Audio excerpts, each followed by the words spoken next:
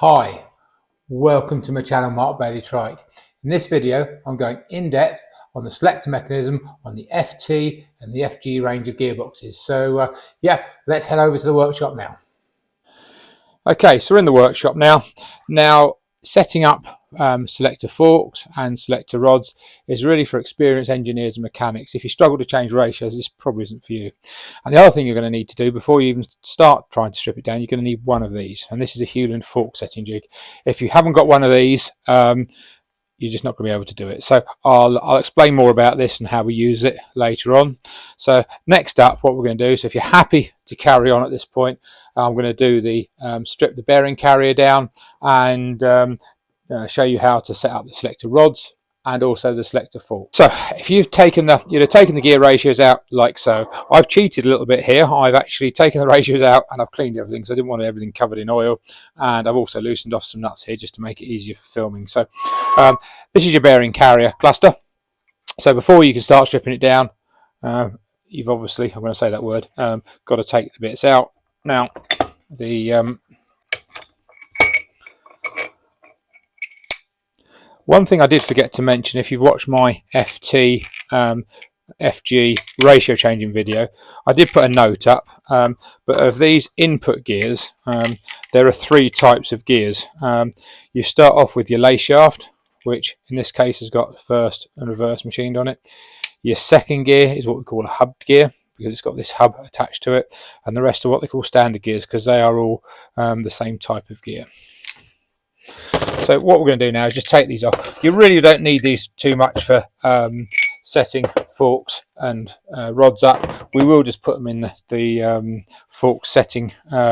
Everybody calls it a jig. It should actually be known as a fixture. It doesn't really matter, but that's just me being pedantic. Right, so I've got all the lay shaft stuff up now, and as I said previously, you can take your hubs and your gears off. I call it little cassettes. So they all come off and you can keep them in the same place. Another thing, whilst I'm doing this, to remind you guys, I will mention, although I'm not doing any Hewland work, I've retired from it, we've kept our website running. And if you go to our website, you can have a look. I'll put the address above us, and we keep our manuals and diagrams on there, and there's quite a detailed description on the FT FG gearbox with diagrams, and you can get all the part numbers from there, so you might find that quite handy. Okay, so I've now stripped out all my gears, and this is a 5-speed box. You do get 4-speed boxes. They are fairly uncommon, but if you've got one, basically you just don't use where first gear is. Okay, so now I have undone these nuts.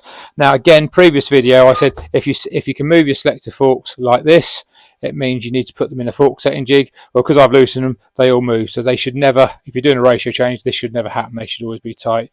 And again on here, this is obviously, I haven't been in this gearbox for a while because I've changed from these, what these are called Binks nuts, I'm changing to K nuts. So when I come to rebuild the box, I won't be using these Binks nuts. I'll be swapping over to proper aircraft spec K nuts, which are all brand new. Right, so when you take the forks off like this, be careful because there is these little spacers, which this one's not coming off. There might be one on this one. Yeah, there's these little spacers that you can see. Sometimes they get stuck in the selector forks, and if they do, I'll show you later a trick of getting them out, because they can be quite tricky to get out. And undo this nut, and again, sometimes the fork won't necessarily come off, so what you can do is just use a light punch, put that on there like that, and just tap them down, and they will come out like that. Now notice all these three are totally different. So that's your fifth gear, fourth and fifth should I say, that's your second and third, and that's your first and reverse fork. So that's your forks. Now as you can see, these are your selector rods. Something else before I go into the selector rods to check is the actual movement of the selector rod in the casing. Now this one here is quite nice. There's no movement up and down. These two don't tend to get much because they've got a lot of bearing surface on the fork, on the rod should I say, so they don't get too much movement in. They can crack down here, so check for that. If you do get a lot of movement on there, You can sleeve them, but it's very difficult because there's not a lot of metal there to put a sleeve in. Normally, by the time they get a lot of wear in here, the bearing carrier itself is quite old. So from my experience, if you've got movement here, by that time these bearing become quite worn, or the bearing housing becomes quite worn in these places, and normally it's a good time to actually just replace the whole bearing carrier assembly itself. One other thing that I will go into, again I come back to this again when we come to fork setting, is there's two different types of bearing carrier here. We have got the top hat type, which is this, which that goes in there. The other type uses exactly the same bearing, but it has a thrust washer, which I'll show a picture of now above, that fits in here. Doesn't matter which one you've got, they're just a little bit different to set up when we come to the fork setting jig. Okay, so I'll take this off now. There is a spacer on here, which we will take off, and that goes with the first and reverse. Now, getting these selector rod heads out is actually incredibly easy. It's all you've just got to do is push them through. But when you come to push them through, there are 6 balls in here and 6 springs, and these 3 plugs here and the plug on the side are what keeps the springs in. Another thing to note at this point is that the ball on the top does the neutral position, and the ball under the bottom, which I'll explain again later, is the one for in and out of the gear, which is the most important one. So at the moment you don't have to worry about too much of that. We just take these selector rods out, very straightforward. That one comes out, and as you can see the balls are popping out, and ball comes out there, and your last selector rod here.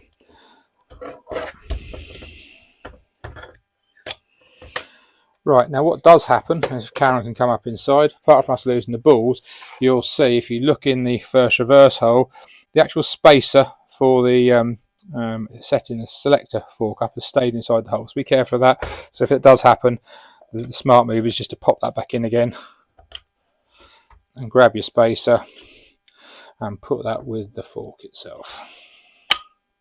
Okay, now you can see I've been actually quite lucky. All the bottom balls have come out, but not the top ones. Now to take the top ones out, and also if you look down inside, there's some locking slugs, so they've got to come out as well. So what we do here is it's a 732 Allen key and a 3/16 Allen key. So the 732 Allen key is for these grub screws up here.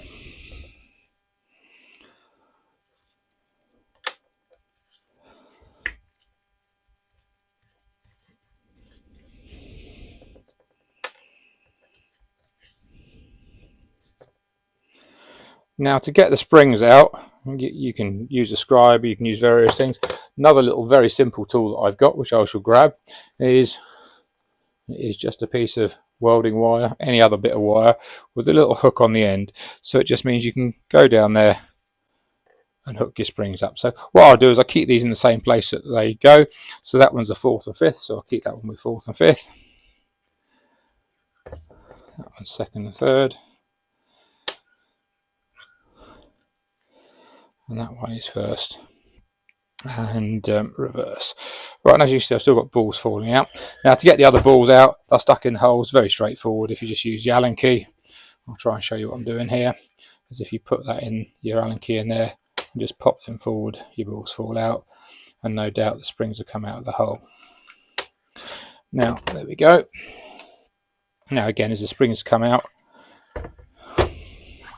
what I would do, because this is the lower one, and if you've got a gearbox that's set up, it's always worth keeping them in the right position, so you know that's the lower one. So I'll put that side of the selector fork. I'll put this one, that side of the selector fork, and this one, that side of the selector fork. Okay, so that's all your balls and springs out, but what we haven't got out is your locking slugs, and I'll explain what the locking slugs do in a second. So here, this is where you want your 3/16 Allen key.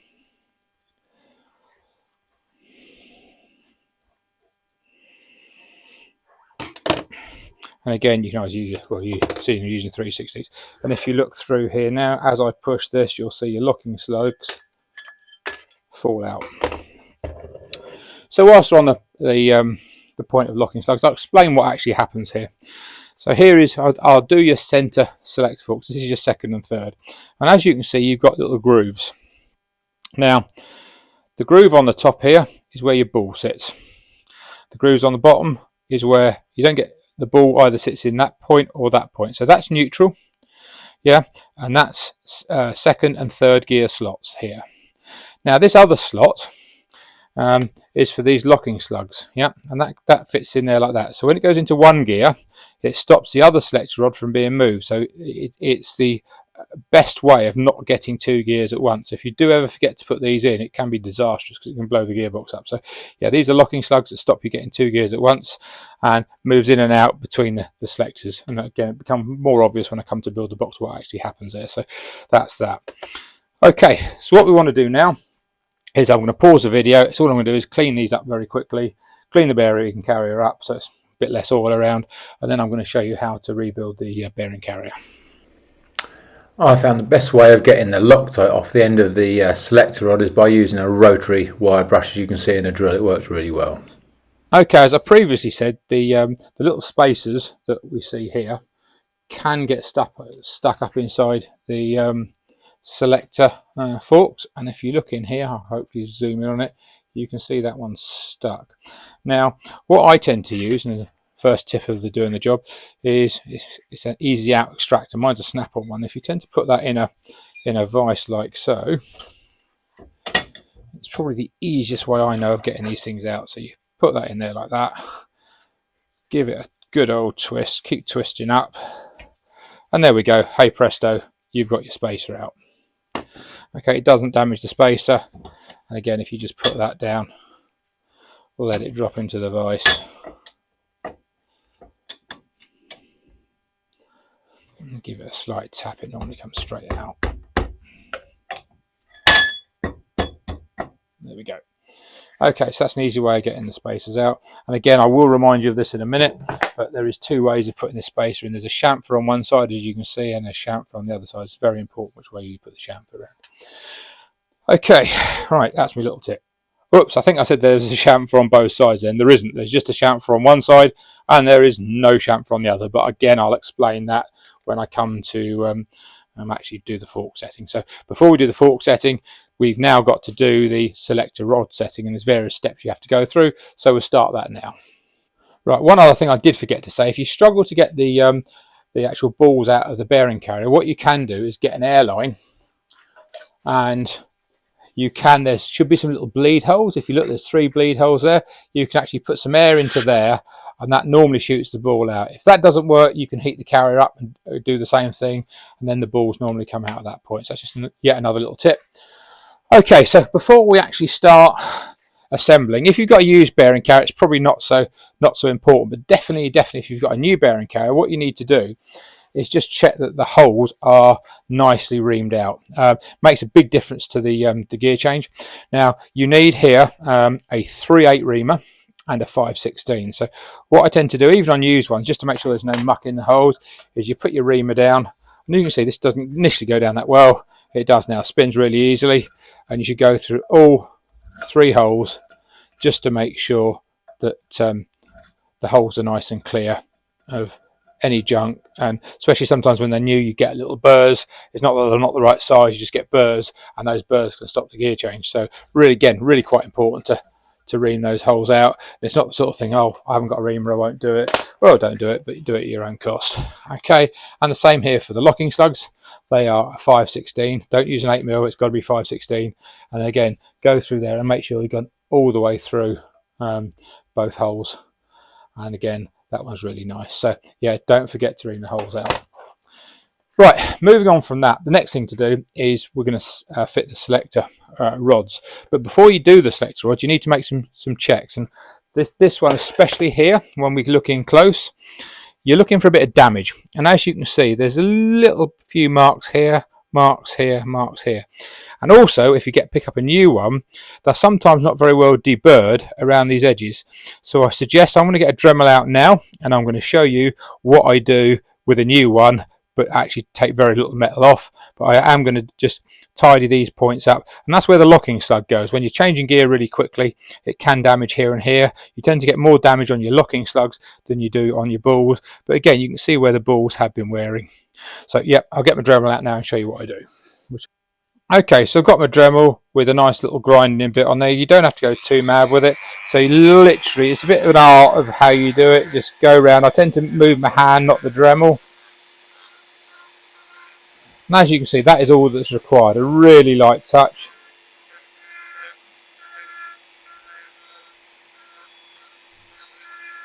Okay, no more than that. And again, the others don't need doing. But I'll show you the next thing that I do as well. Is once I've been around all of these and checked them, they're all right. Yeah, that one's okay. And this one's okay. Now also note on the first and reverse, the gap between the D-dents is different. Okay, that's because the throw into reverse is greater. Okay, right, so what I'm going to do now is put these on the lathe and give them an extremely light polish. So I'll pop round to the lathe now. So here I'm mounting the selector into the lathe. Always use a centre to hold it. There is a centre point on the middle of the selector rod, so you can pick up on that quite nicely. Then once you've done that, moderate speed, and all you're trying to do is get the rough edges off of where the D-dents are. So incredibly light polish. You really don't have to polish it very hard. I tend to use a bit of used emery because it's a bit less aggressive, and just a very, very light polish, as you can see on here. And then what I do is finish it off with some Scotch-Brite. I'm coming in now and just a light bit of Scotch-Brite again, just to give a really nice finish on it, and gives it a nice clean and polish. And then once you've done this one, just carry on and finish off the last two, and then that's all the selectors done. Okay, so they've been up on the lathe and I've given them a very, very light polish. You don't go mad at all with it, just enough to make sure there's no very fine burrs on it after, if you use the Dremel or even from just general use. Okay, so now what you've got to do is make sure that these slide in and out really nicely. That's how they should slide out, okay? Really very nicely, okay? At the moment I've got no oil on it. I'm just using, it's just metal on metal. When you put a bit of oil on it, it'll put a little bit more drag into it. And again, the same with this. They should move in and out very lightly. Another thing to mention at this point is temperature. Yeah, if it's very cold or very warm, you'll get different setup. So you really need to be at a good room temperature, about 20 degrees C when you do this. Otherwise, you'll get different readings because it's magnesium, and magnesium does expand and contract a lot more than steel and aluminium. So yeah, very important that you don't do this when it's either hot or very cold. Okay, so once you've got those moving in and out nicely, if they don't, the only way that you can really do it, if it's sticky, is literally just by keep going in and out, and just literally, I tend to do this mechanism all the time until they really do move in and out really quite nicely. Okay, so next up, what we need to do is set what we call the balls and springs. Now, I use this device. It's one that I've made. Hewlers have got similar in their fitting shop, or they used to have years and years ago. Now, they're not available. It's got two purposes. One that helps you put the locking slug in, and the other one is this dimension here, which is for the height of the balls. Now, I will tell you what it is, and if you want to make your own, you're more than welcome. Now, this is a 9/9/16, which in metric, as you can see, is 14.3, and the distance you want to know, you're going to have to do some simple maths. That distance there is 10.46. So if you take the 10.46, it will give you a distance from here to here, and that's your ball height. Really, really important, this bit, very important. So when people have come to me in the past and said, oh, the gearbox is really good, Mark, that is the dimension you need to know.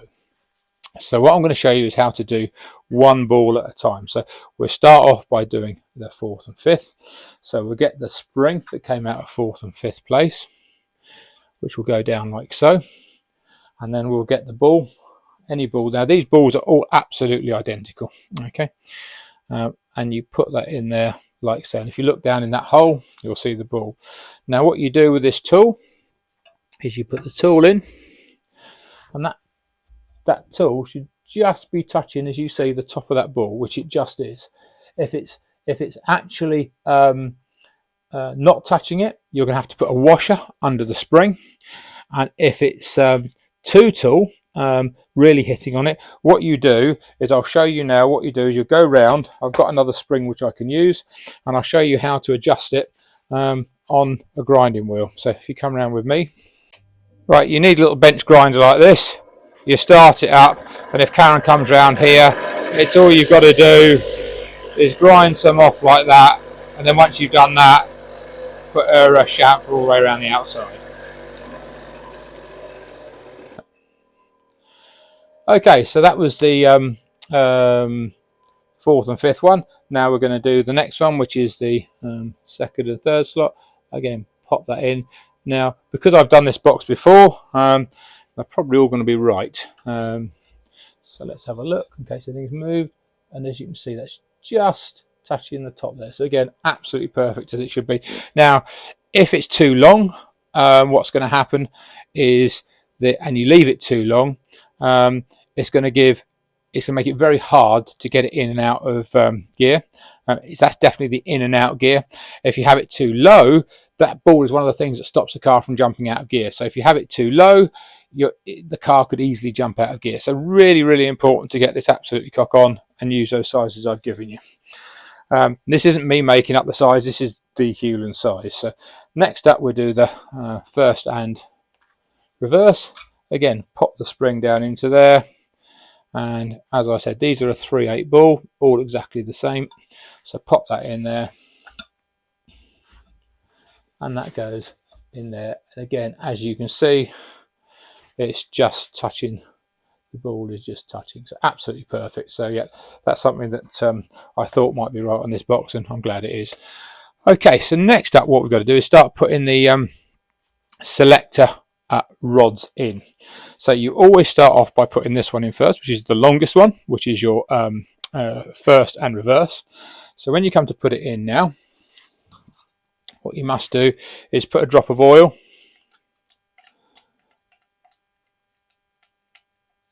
on the shaft. You don't need huge amounts. Again, this is why I'm wearing gloves. Oil it and then pop it in. Should go down in nice and easily. And as you can see, it has. Right. Now, at the moment, we've got no neutral, so there's no ball to pick up on the neutral slot. Now, before, this is, again, incredibly important. Before you now come to put in your second and third selector rod, you must now put in your D-dent plunger for your anti-locking. So, again, you need to check to make sure these haven't got any nasty flats or burrs or anything else on. These are fine. So, right, so now what you do, this is where this little hole is dead handy. I normally put that in where the ball is, twist it through 90 degrees, and then you push it up until, if you come around this side, you can see where the hole is here. So you line that hole up with a little locking slug, and then you get an Allen key, and you push the Allen key through like that. Okay, that is an easy way of getting that in. And if you go down and look now through there, you should just about be able to see where I put the Allen key, where the locking slug fits. Okay, so now we can put in the second and third gear rod. Again, giving it some oil.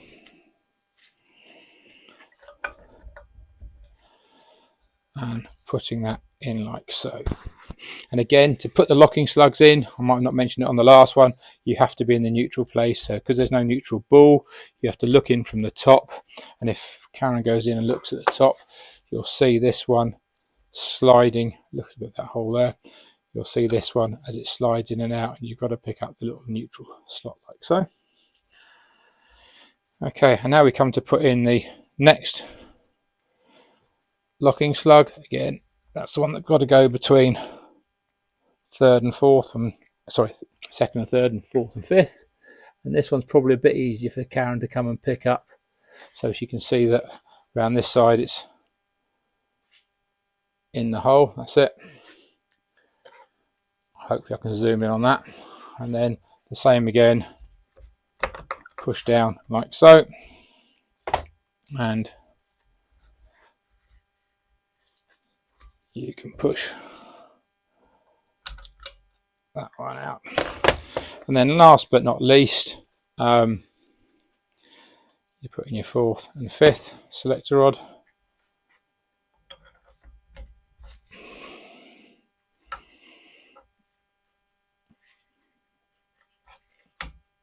Like so. So that's got all your selector rods in. Okay, so now I've got to put in the neutral one. So I'm going to pop all the balls down here. And this is one of the good reasons to ream out the holes, because if you are doing a rebuilt one, you tend to get bits of Loctite or stuff in the holes, and these balls won't go down nicely. And if they do go down, or you push them down, they can go down with bits of grit, which can get stuck in the hole. So again, another good reason for using the reamers early on. Okay, so now up, we've got to put the springs in. So I put the springs in the order they came out. Now Hewland's make these really nice little grub screws, and they come with, as you can see, some locking solution already on the grub screws. So what you do is you screw your grub screw down. Now to get to the neutral position, I had somebody when I did the ratio, how did you get the positions of the selectors to move in and out nicely? Well, what you do on the neutral one is you put it in gear. In fact, I'll do the gear. So you know you're set up in the gear right. If you can see, it's just pulling, it pulls the selector back in again, like so. You can see it drags it back in again like that. And that's how you know that you're in the right place. So we now go to the neutral position. You want to do exactly the same there. And as you can see at the moment, there's no real jump. It's just so as you increase the pressure, you keep moving it in. And as I move this one, you'll see it now jump. Yeah. And that's about where you want it. So it just jumps into neutral. So that's that one done. So now we'll come up into the 2nd and 3rd and do exactly the same there. Now if you want to, you can put a bit of Loctite on these. It won't hurt, but don't overdo it, because the Loctite goes down onto the selector rod. So again, just here, move it out just a touch, and you'll see as I do the grub scraps, it's just gone in now. So again, goes in nicely and back into neutral, and we'll repeat that for the last one.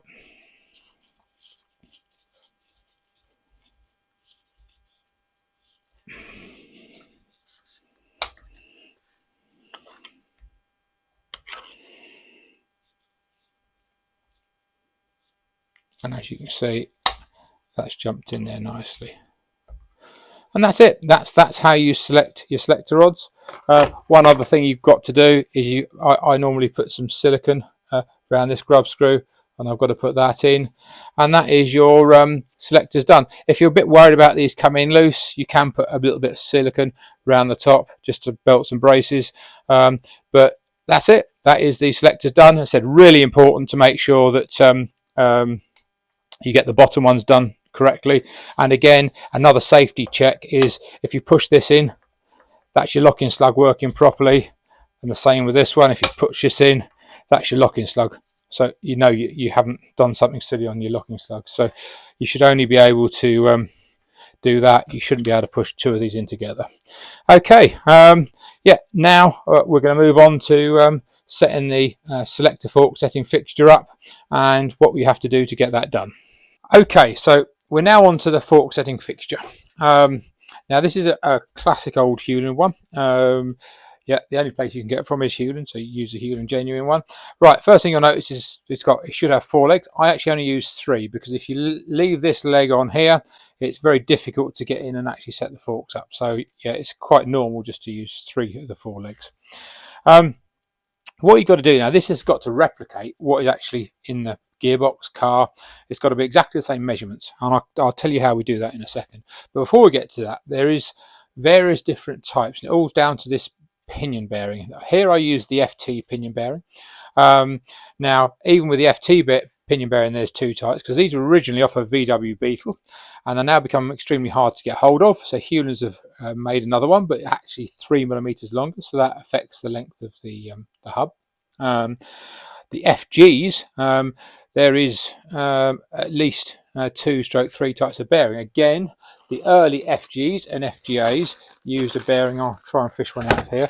It's basically, again, an old VW beetle bearing, and some of the FGs were fitted in the normal way, so the bearing would go in this way, and there are some others where they fitted in that way, the other way around, so be aware of that.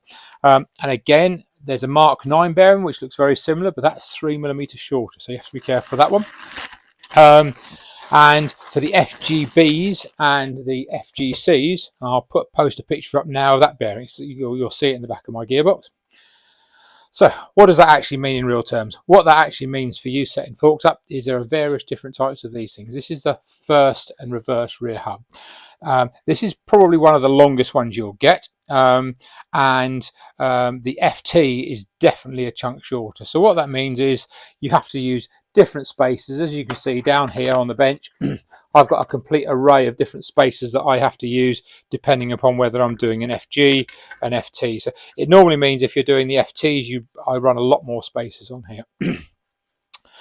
Right, so getting back to what I need to do, I need to replicate this setting from this jig to the gearbox. Now there's two different ways of doing it. I'll do it, we'll show you the way that this gearbox is that I've got is.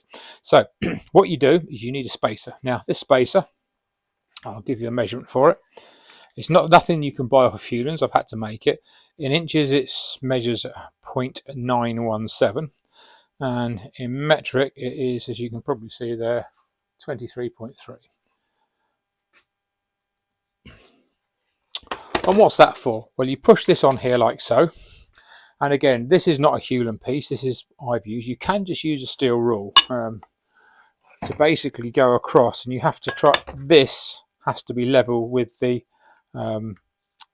legs that stick out. And as you can see, it's quite difficult to measure with a steel rule. So what I've done is I've just got a piece of flat aluminium bar, drilled the requisite holes in it. I put that over like so, and then the idea is this spacer has to be flush with this plate, and if that's flush, you know the setting on this is correct. And then when I go to the car, I'll now break away and we'll go to the back of the car. Okay, so we're to the car. So what we need to do now is pop your rear hub on, then this spacer that I've previously shown you, that then pops up in there, and then this is my plate, but you can use a steel rule going across if you want. And I pop that in there, just push it with my hand, and this should be a nice snug fit. As you can see, it doesn't spin. That's a really nice snug fit against it. So I know that the length here is correct. Now, what do you do if it's not correct? I can hear you saying, which is a very valid point. So if it isn't correct, you've got two options. If this is sticking out too far like so, I'm exaggerating it, what you'll have to do is just grind some off the back of the hub on a surface grinder. If not, you can put it up on a lathe and turn it off. It is hard, so be careful, and you're not going to have to take off much, no more than say 10 thou normally. You shouldn't have to take off huge amounts to get this. So if the spacer's too far away from the hub, what you then got to do is Hewland's make a selection of shims. They start at 3, 5, 10, 15 and 20 and 25 actually. But what I suggest you do is don't use the 3 and try not to use the 5. What you might have to use, if you use a 10 and it then makes it too long, you'll then have to do a bit of both. You'd actually have to put the shim in and then grind a little bit off the hub to get it absolutely spot on. But that's the only way around this, and again you have to buy genuine Hewland spacers and it works well. Right, as you can see now, that's what we've done in the car. So we've got the exact measurement here, and I know that's correct. Now the other option you've got of measuring it, as I said in an earlier video, you can have a thrust washer. This isn't the correct thrust washer, but just to give you an idea, that goes under 5th gear. And what you have to do to make the measurement is you will have to take this bearing out of here. You take that bearing out, and then what you have to do is pop a feeler gauge, which the size is in metric, it's between 0.2 and 0.3, and in imperial that's between 8 thou and 12 thou. You have to get a feeler gauge up here through this gap and then measure between the thrust washer that sits and the gear. And that measurement, as I said, it's got to be between 0.2 to 0.3 of a millimetre or 8 to 12 thou in imperial. And once you've got that measurement correct on the jig and on the car, you're good to go. Right, so back to my setting. Once you've got that setting done, and you're happy with it, we can then crack on now and start putting the bearing carrier on and setting up the selector forks. Okay, so next up, the little spacers that I talked about earlier. If they've come out like they have in my box, you've got to put these onto your selector rods next. Yeah, they come in different sizes, and the thickest I normally use is about 170 thou, and the smallest is around about 140. But you've got to be in that sort of area. If you're not, you've got to ask yourself what's actually wrong.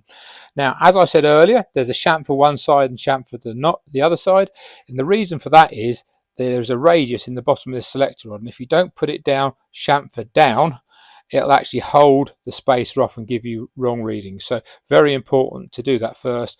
Put the spacers down. So I'm going to do that on all these selector rods. Make sure that at this point they go down. And I have actually put one in here that's slightly different length, just to show you how I can actually alter it. So there we go. So that's those three. So next up, what we've got to do is start getting all the gear assembly onto the selector fork setting fixture. So you put, now that's your reverse sliding gear, so it does reverse and engages first gear as well, as you can see. First and second goes on.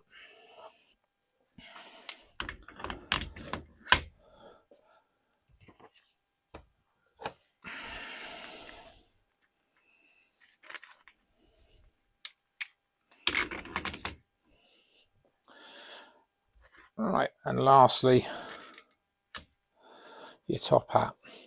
Now, because I'm got the bearing still in, I'll put the nut on later.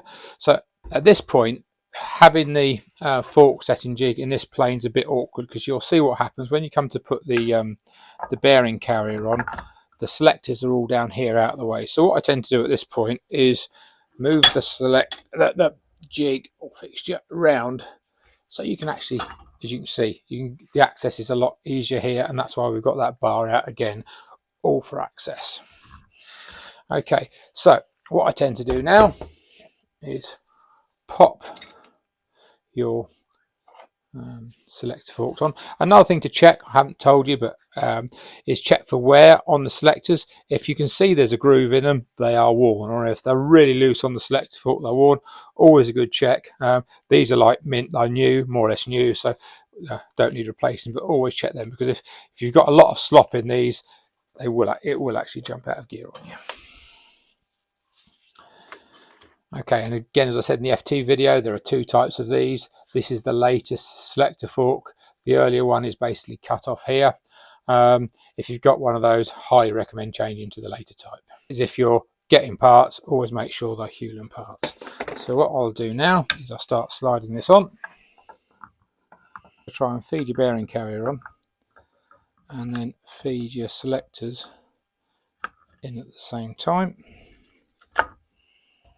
I've left this one off because it has a habit of falling, so you can. Right, so once they're roughly on like that, we're good to go. It is then just a case of wriggling them all around. And those of the eagle-eyed amongst you will notice I've actually left this spacer off for the time being, and that will become obvious in a minute. Okay, so sometimes when you get to this stage, you've just got to do a little bit of tapping just to get it all on. And as you can see,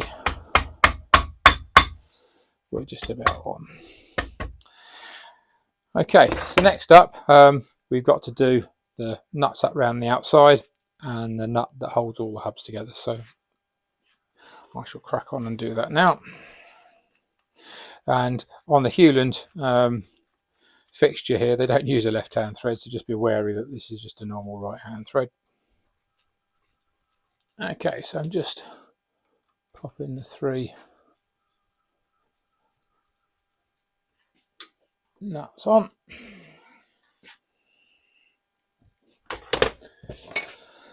And then it's a case of nipping up the pinion nut so it's all tight across the hubs.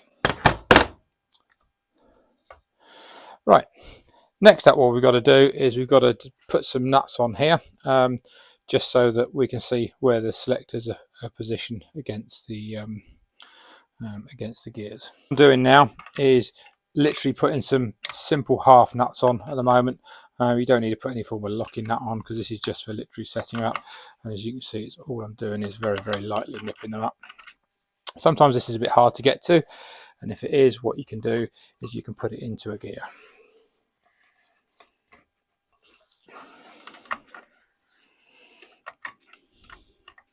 Right, so what we're trying to do here is two things. One is we've got to get the clutch ring spot on in the middle of the gears, and number two, we've got to get the selector forks in the center relative to the pinion shaft, and we don't want to jam the selectors up. So the first thing we want to look at is if Karen comes around this side of the is what you're trying to do is make sure that this dog ring, I'll get a pointing device, is in the middle of these two gears. As you see, it's not far out. There's more or less an even gap both ways. So what we'll do is we'll push it into gear like so. Now the big trick of this, and the easy way of knowing if you're pretty close or not, is if you spin on this one first gear and I put the slightest pressure on that clutch ring, it stops. As you can see, I can't move it now, no pressure on. And as you can see, if you look in there, you can see how very close the dog ring is to the gears. So you know that's almost spot on. Well, it is spot on. And we'll go back now and we'll do exactly the same for the third gear. And I'm spinning at the back, very light pressure, and as you can see, it's stopped. Now in a previous video, the one where I was changing ratios, I said about measuring the gap, and this is another way to show you how I do that. So if I now move the dog ring so it's going to hit on that dog and hit on that dog, if I then push this selector rod head in here on this side of the box and you measure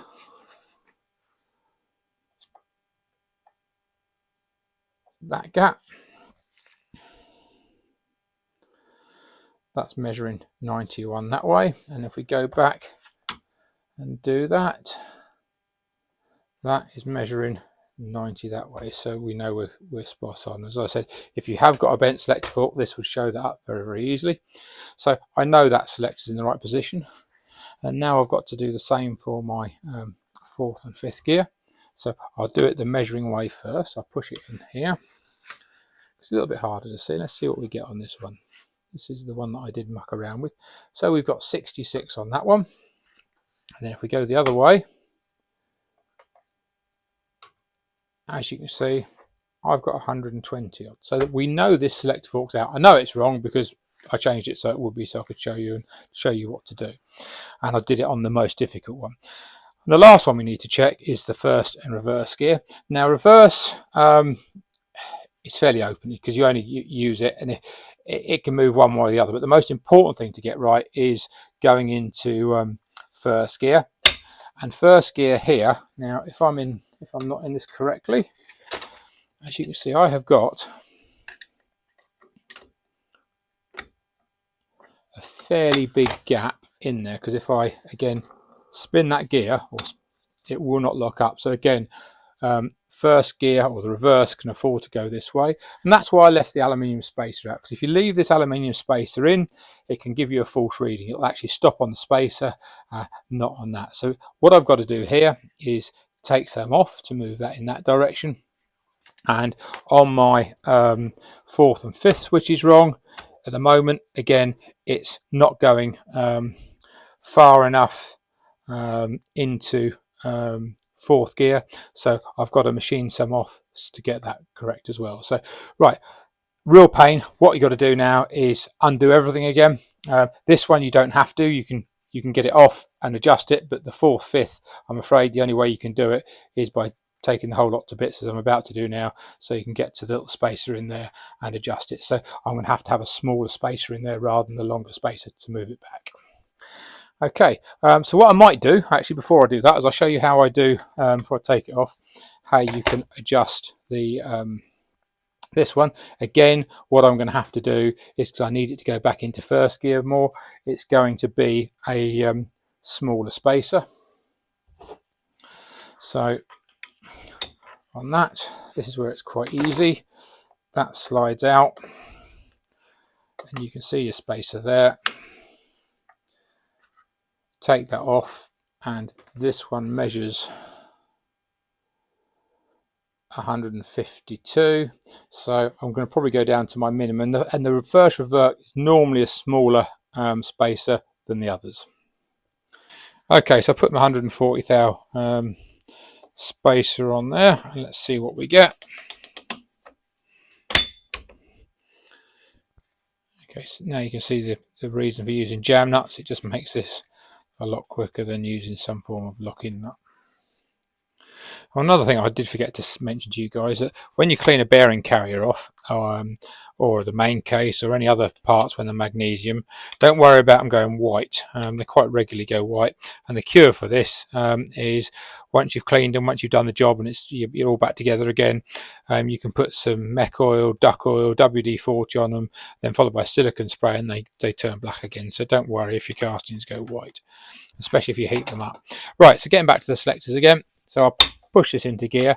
Now, a bit like the other gears, if I spin this one over, well, and just put a slight bit of pressure on that. Plus, if you look down here, you can see that the dogs are really close to each other. So that's cool. The other thing that I'm going to have to do in a second now is I left this spacer off. And if you go then to put this spacer in, luckily with this one, it just fits in there. And why we fit this spacer is to stop this fork being overloaded and being bent, because if you don't fit, you don't have to fit it, but if a driver tends to hang on to first gear, you can actually bend the fork. So this is putting this spacer in helps stop them from bending forks. As you can see, it's pretty close. What I'll do is I won't put that on just straight away now. What I'll do is I've got to undo all these 3 nuts, unfortunately, to get into that one, and undo the pinion nut as well. So now I'll crack on and do that.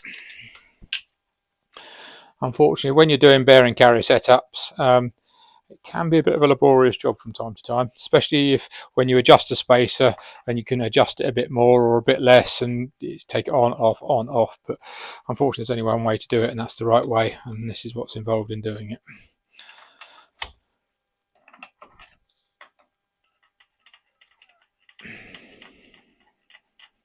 Again, you have to be careful when you take it all off that you don't drop any of the spacers on the floor.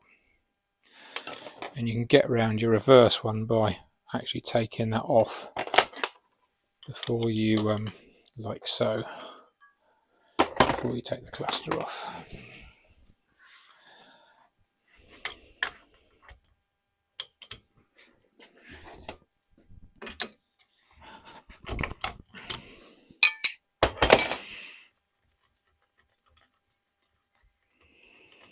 Now we also know that there was a difference between these. I think it's from memory about 25 thou. So that's what I'm going to do. I'm actually going to take 25 thousandths off the spacer that's in there and put that in, and that should give me a pretty good guide of where we should be. So hopefully I'll get it right first time and I won't have to do this again. As I said, was saying earlier, the spacers, I mean, that was 140 I've just put in there. I have been down to 130 on a reverse fork before now, not that often. And as I said, the ones under the main selector start about 170, and I have seen them go down to slightly under 150. So that's the sort of ballpark you're looking for. One of the great things I managed to do in lockdown was I had lots of spacers that were over 200, loads and loads of them, which I never used, and I managed to sit there for a day on the lathe and machine them all down to around the sizes that I would want. So that kept me busy for a while. Right, so now we're on again. Unfortunately, got to take all this lot off, being careful the spacers stay on there.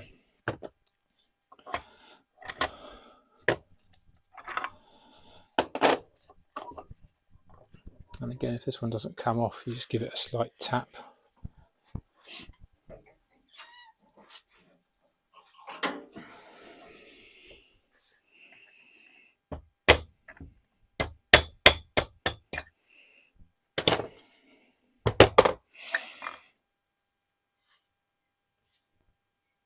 And again, it's stayed up inside the selector fork, so my tool comes into play again. Right, so this one is bang on 150,000. It's probably about the lowest I normally go. Again, remembering when you put it on to go chamfered side down.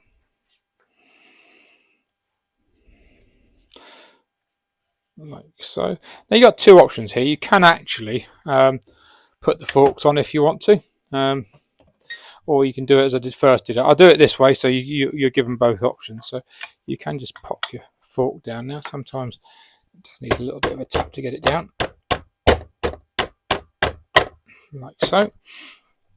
Then we'll put the dog ring in.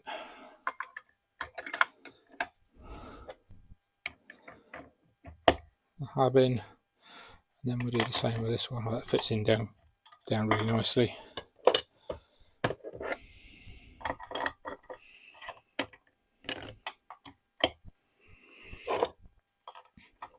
Dog ring in. Then you can, to save juggling this one on, you can just pop that straight onto your fixture, like so, and then just pop the rest on.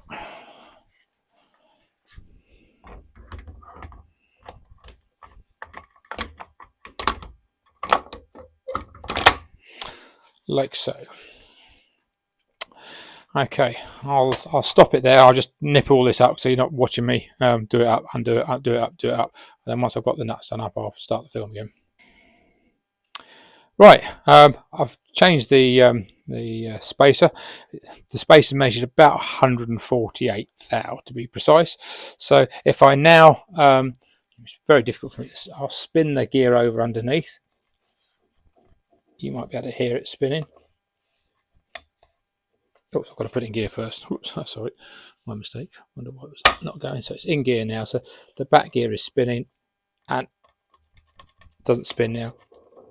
You can probably hear it spinning, not spinning. So I know that that fork is very close. So what I'll do now is pop this one in, and as you can hear, there's free play there, which is nice. And I'll pop it back into the other gear. And again, what you're listening out for is free play as well, and that's got free play in it. And last but not least, I'll do my measurements. So I'll pop it so it's dog on dog. There we go. And if I measure that, that measures 91. Whoops, and try and get dog on dog the other way.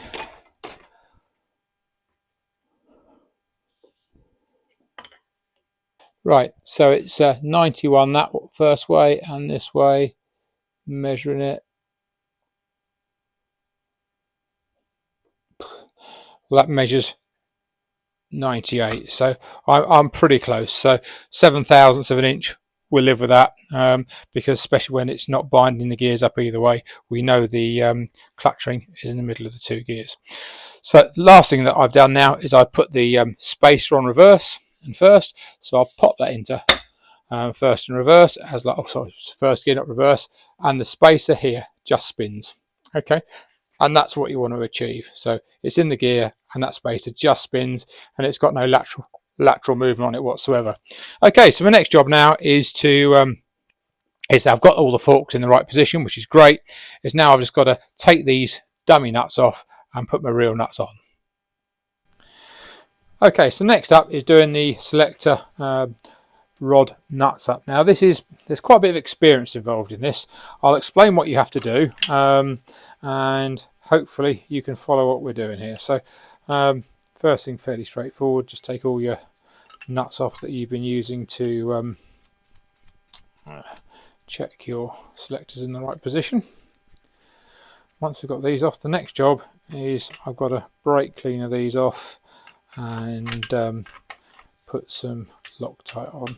I'll do that first, and then once I've done that, we've got to get these selector hard heads in the correct position. That's a little bit tricky, so that's where the experience comes in. I'll show you what you've got to do with using a feeler gauge. So in the meantime, I will put some brake cleaner over these, because it's really quite important that not only do you put new K nuts on them, but you Loctite them as well, because you cannot afford for these to come loose.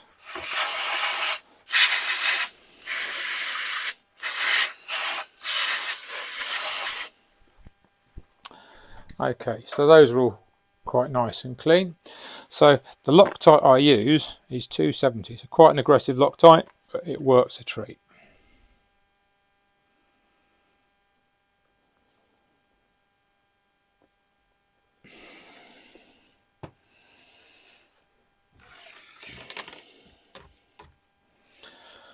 I'll just clean the, make sure these are doubly clean.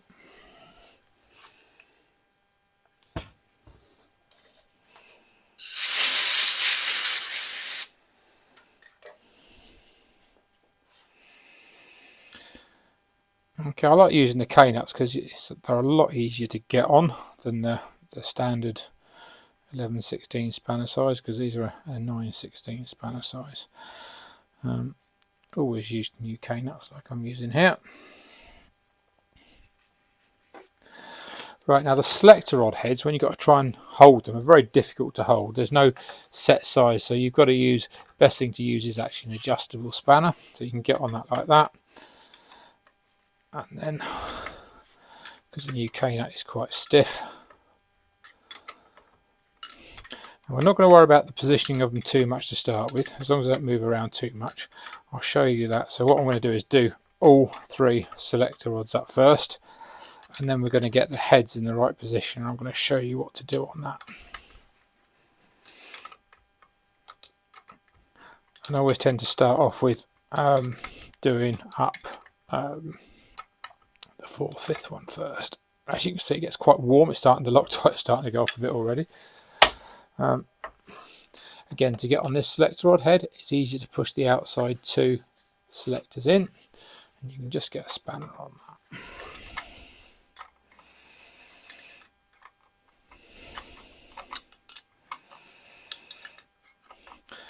And what you don't want to happen is both selector rods heads either side hitting on each other. You've got to have a gap.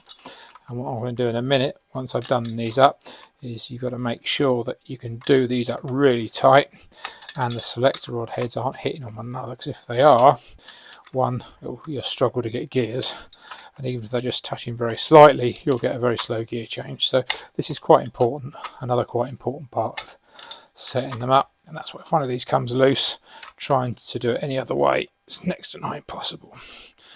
Right, so that's that one done up. So what I'll do now is push the first reverse right out so I can easily get onto that selector rod head as well.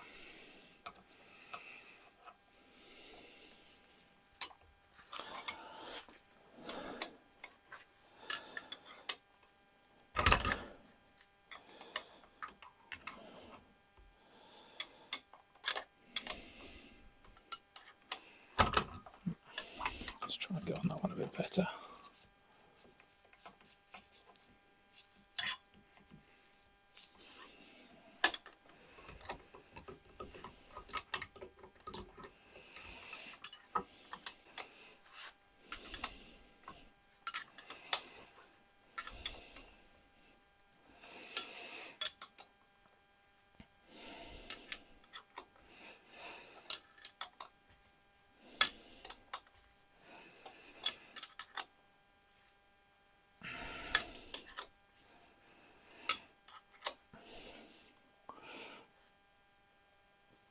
Right, now as you can see, I'm now can start thinking about doing these up really tight. And what you want, if I put my spanner on this, if you look at the selector rod head here, you'll start seeing some movement. Yeah, and that's what you want, just a very small bit of movement. And then you hold the spanner and you do it up really tight. Now we're going to move on to the next one. And what you also want to be doing whilst you're doing that is just still check if you get a small feeler gauge and something really quite thin. I'm going to use a 0.7 of a millimetre, 3 thou, and you must make sure they pass. Then you know the selector rod heads aren't touching.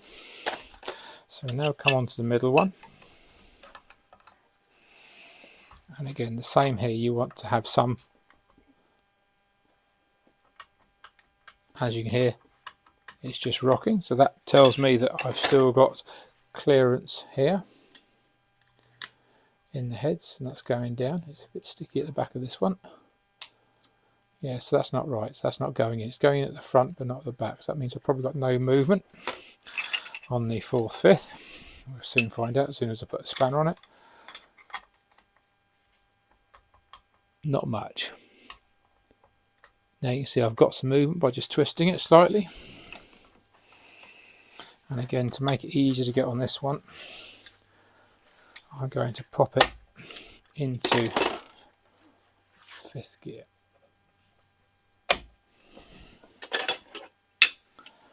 So I can easily get the spanner on.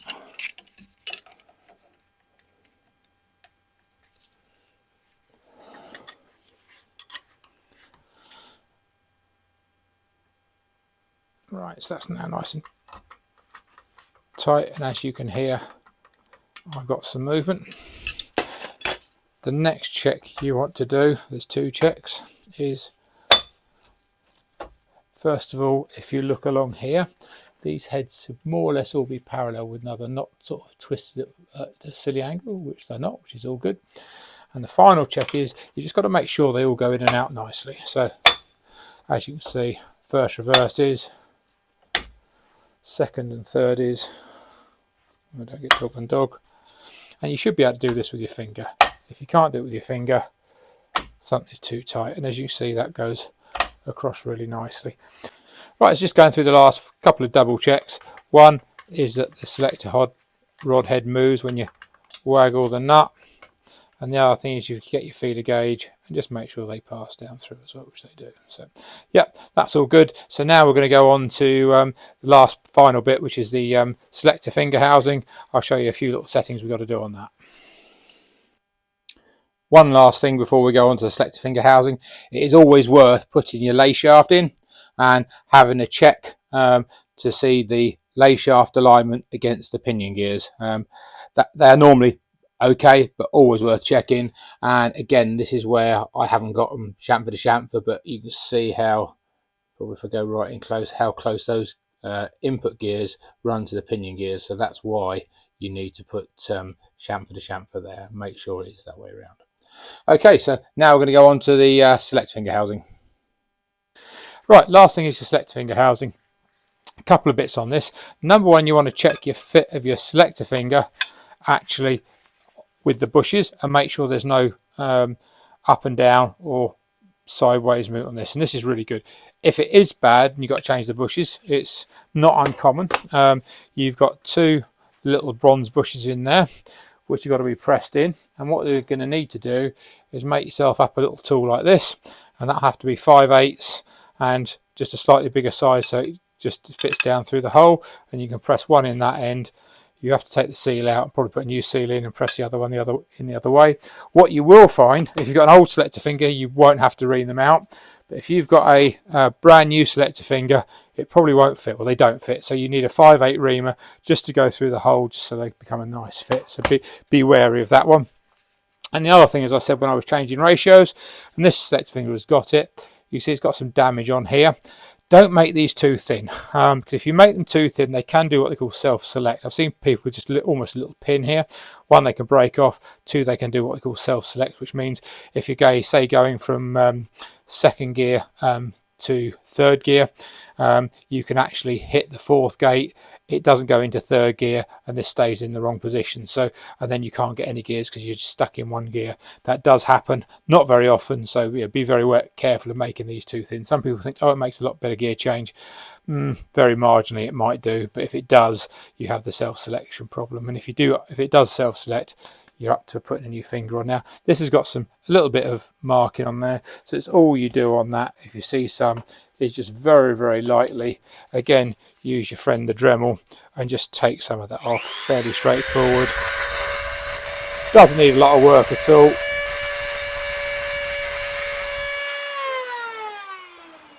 And there we go, I've just taken the rough edges off. Okay, so now what we've got to do is just put this selector finger on. I'm actually now going to have to change the gasket because the gasket's got damaged, but you do need the gasket on there because it does change the thickness of you doing things. So if you're just going to rely on silicone sealant, I would suggest you don't.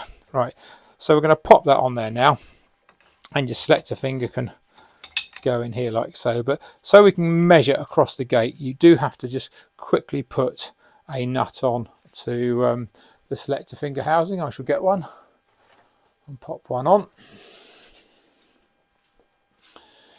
And it's at this time, as if you want to make a spacer there as well, is the time you do this nut up and then you check your spacer fits. But we know this one fits because it's come off. So you nip your housing up like so. And what you want to do now is check your finger going across these gates here. So it's nice and smooth both sides. And this one is. If you come across and you get it's notchy in here, it might mean that one head is slightly proud of the other, and that can give you a bad change. Now if that does happen, what you do now, I won't actually do it, but I'll show you me doing it. So you take again the selector finger housing off like so.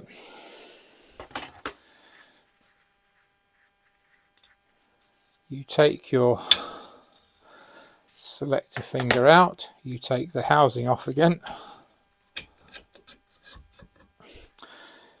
And what you then have to do is you get a Dremel like so and cover everything up and just Dremel in here or grind in here so that there's no ridge between here. Again, takes a bit of a time if you have got a ridge, but the modern boxes are really good. It's normally only the older boxes that you've got ridges on, and probably by now they've been done at some stage. But yeah, make sure your selector goes there across there nicely.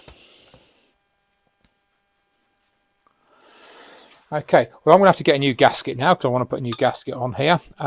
One other last thing that you need to do is in here you have a plunger. Okay, and the plunger you need to make sure moves nicely, and as this one does, it plunges in and out. Now there is a groove in this plunger just here, and that's where a ball and spring can go down into it, so that when you come across the gate and you come to move it across to the first and second, it preloads it, so you can't do it easily. So you then have to pull the ball and spring have to move up before you can get into the reverse and first gate. Some people these days aren't even bothering to put these in because there's enough load on that spring. Entirely up to you what you do. For the purpose of this video, I am going to put the ball and spring in there. I'm just going to show you what to do now. So you get your ball, you plonk that in there, and that'll go nicely down. And then you get a spring. Again, this is the standard Hewland spring. And then on top of that, I'll get some silicone in a minute and push that down. So yeah, you need some form of sealant on there because they do leak through here. So I'll just get some sealant and pop that in.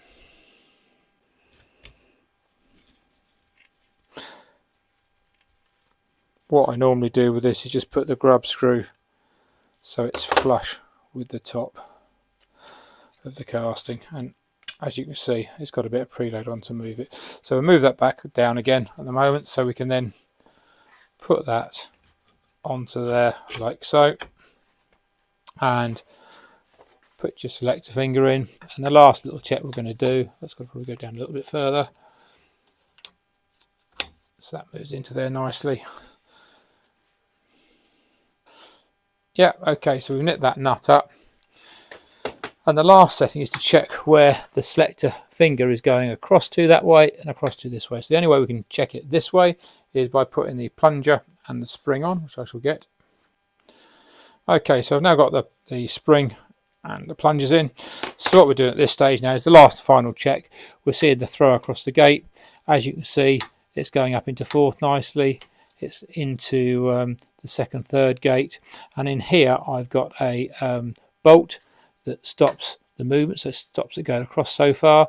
And I've actually got a little bolt button head in there. Again, that stops it going back this way. It just narrows the gate up for the driver and makes it a lot more positive. So yeah, that's a little tip if you want to improve the gear change.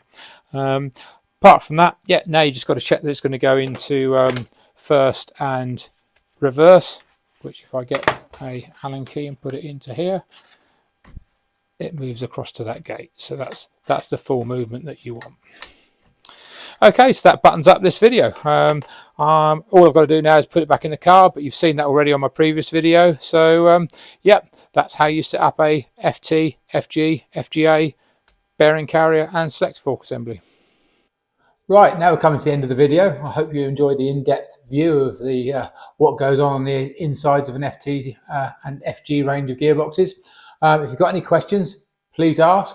Please also watch out for other videos coming out in this series with the Hewland range. I've got a few more exciting ones planned coming, so please keep an eye out for them.